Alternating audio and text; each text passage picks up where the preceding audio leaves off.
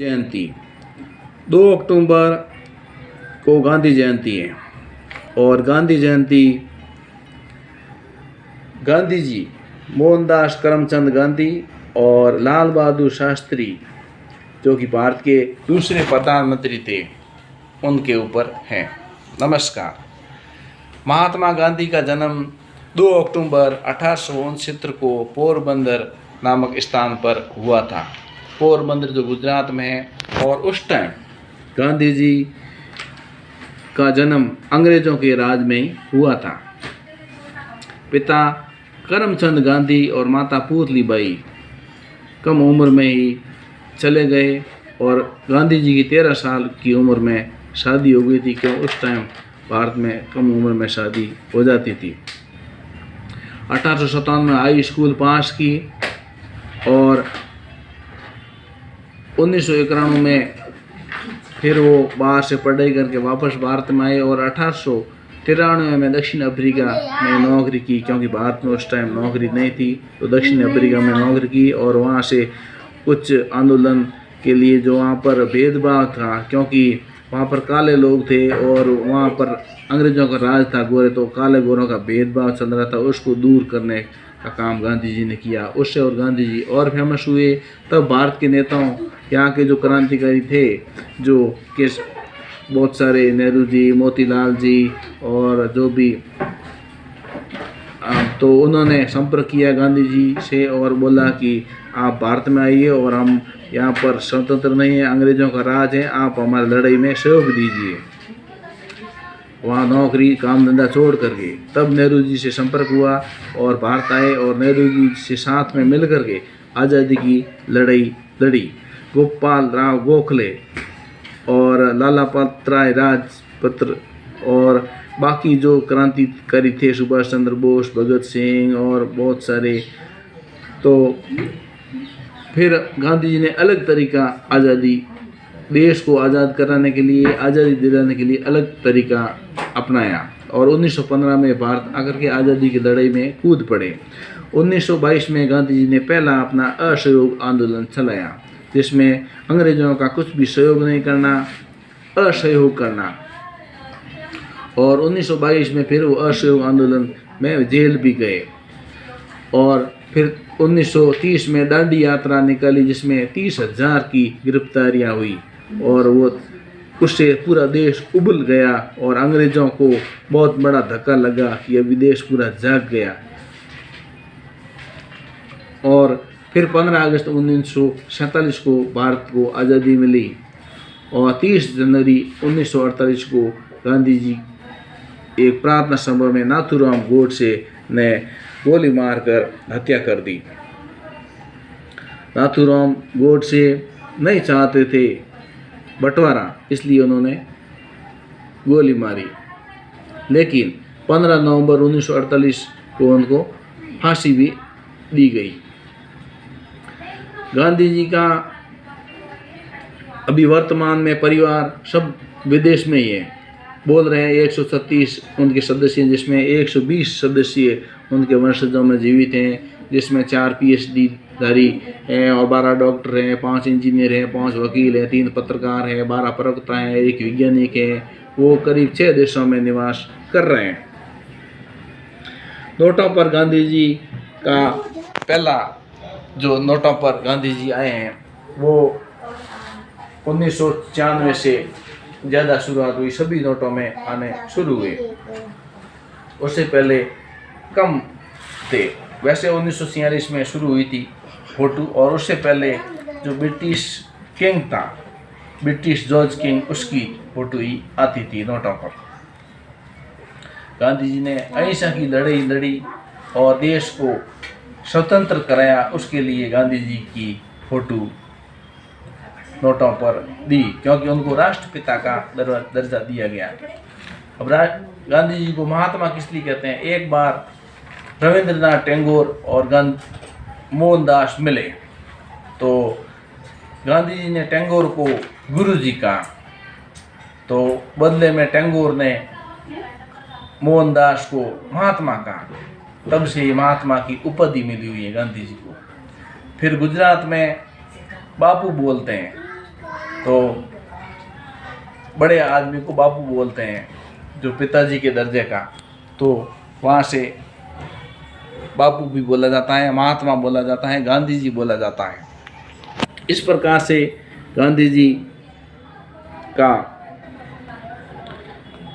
ये देश के प्रति स्नेह और बढ़ता ही गया, और उसमें नेहरू जी साथ में थे, वल्लभ भाई साथ में थे।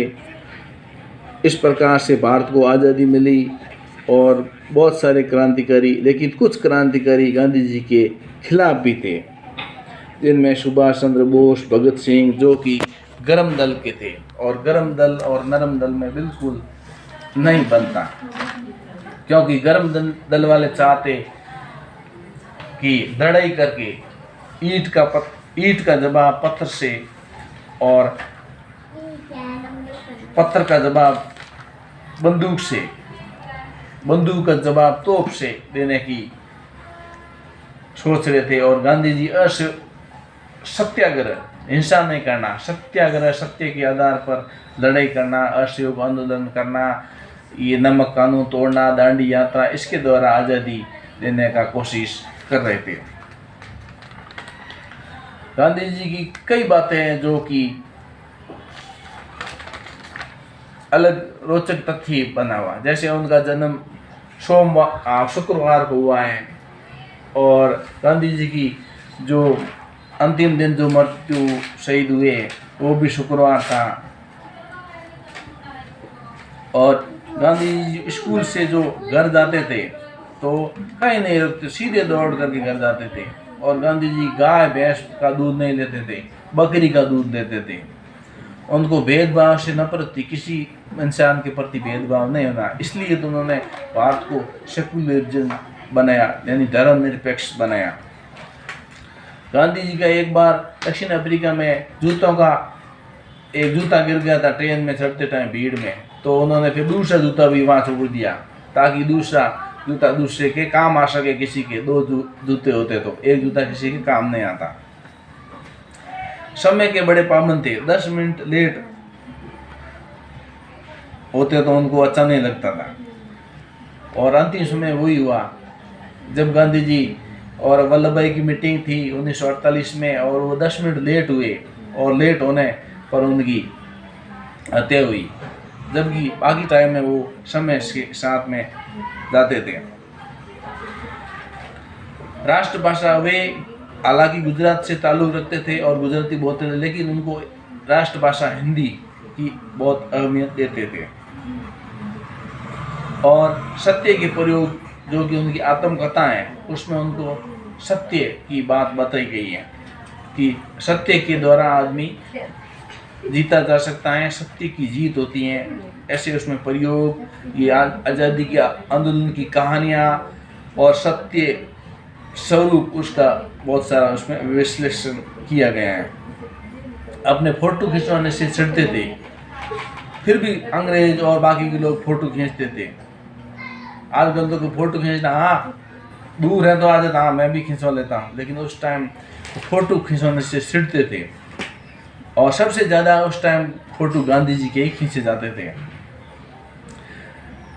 वकालत उनकी सफल नहीं हुई। अब जो अफ्रीका में पहले वकालत की जो डिग्री ली थी बैरिस्टर लंदन की, तो वो अफ्रीका नौकरी करने के लिए बैरिस्टरी वकालत उनकी सफल नहीं, क्योंकि वो वकील सब झूठ बोलते हैं और उनको सत्य पर चलना था, इसलिए वो झूठ नहीं बोलते थे, सत्य बोलते थे, इसलिए उनकी वकालत फेल हो गई। तो फिर वो अफ्रीका से वापस आ गए।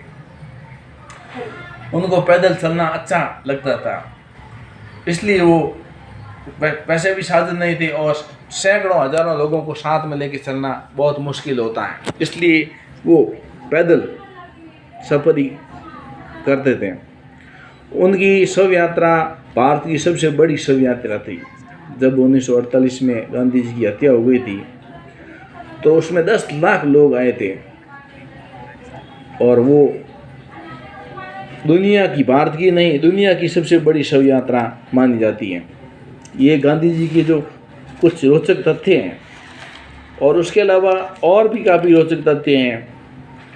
जैसे वो छोटे थे तो छुप छुप करके छोरी से बीड़ियाँ पीते थे, ऐसी बीड़ियाँ पी करके, मानी कि पहले पी हुई बीड़ी को वापस पीते थे। इस प्रकार से ये चोरी और उसके अलावा बीड़ियों की चोरी भी करते थे, जो कि उन्होंने बाद में बड़े होने पर स्वीकार किया कि मैं बीड़ी चोर भी था। भगत सिंह, सुभाष चंद्र ये गांधी के स्वराज को नहीं मानते थे। गांधी जी का आज़ादी का जो प्रयत्न था वो स्वराज के द्वारा था, और स्वराज का मतलब था कि अपने ऊपर, हम अपने ऊपर ही शासन करना स्वराज है।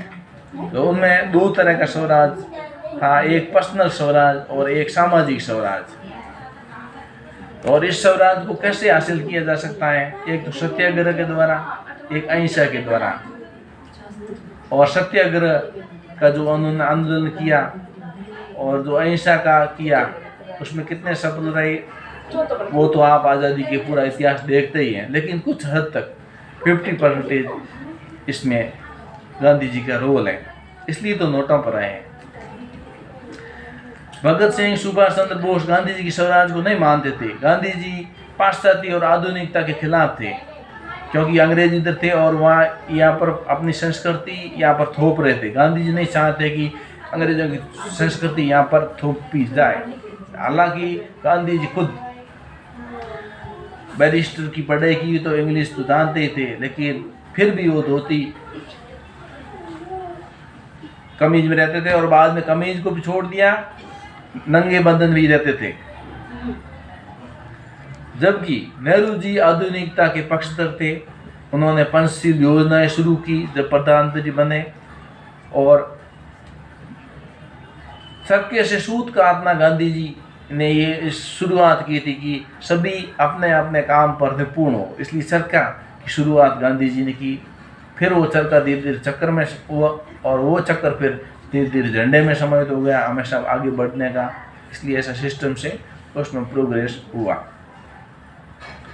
राम राज्य गांधी जी का जो था वो सर्वधर्म समानता को मानते थे, सभी धर्म समान है। जबकि जिन्ना मुस्लिम देश पर अड़े रहते कि हम अपना देश अलग करके रहेंगे। इसीलिए गांधी जी की जो आइडिया था उसका विरोध हुआ कि धार्मिक समानता गांधी जी रख रहे हैं, इसलिए विरोध हो रहा था। और राजनीतिक जो पहचान गांधी जी को मिल गई थी, उसका ये अपने मन के हिसाब से फायदा उठा रहे थे, जो कि लोगों को अच्छा नहीं लग रहा था। हाँ, आज़ादी का तो कर रहे थे लेकिन उसके साथ में जो दूसरी परेशानियां थी उसको वो नहीं समझ पा रहे थे।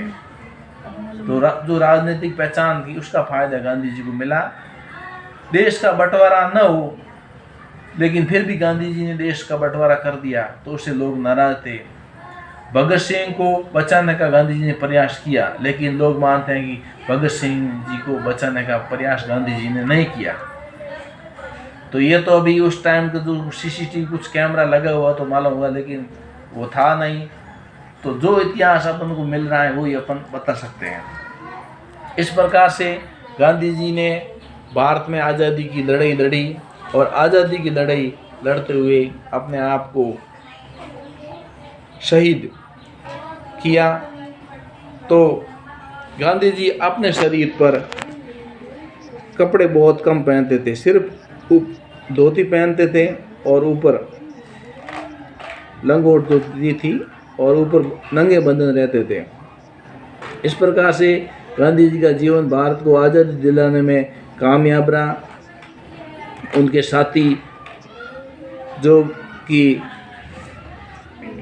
हमको इतिहास में ढूंढे तब भी पूरे नाम मालूम नहीं है, लेकिन उस टाइम जो लाखों लोग थे जो गांधी जी के साथी थे, वो आज़ादी को दिला करके अमर हो गए, और गांधी जी भी अमर हो गए। और गांधी जी ने अमरता तो इस हद तक कर ली कि वो आप दिन में अनेक बार नोटों पर देखते हैं। रिजर्व बैंक, जो भारत आज़ादी से पहले रिजर्व बैंक, जो भारतीय रिजर्व बैंक था, उसमें ब्रिटेन जॉर्ज किंग की फोटो लगती थी। लेकिन 2 अक्टूबर 1969 से सेवाग्राम आश्रम से गांधी जी की फोटो लगना शुरू हो गई नोटों पर। इस प्रकार से आज़ादी का ये अमृत उत्सव यानी 75 वर्ष मना रहे हैं। आप मेरे वीडियो को लाइक कीजिए, सब्सक्राइब कीजिए और शेयर कीजिए। बहुत बहुत धन्यवाद। आज के लिए इतना ही। बोलिए महात्मा गांधी की जय हो।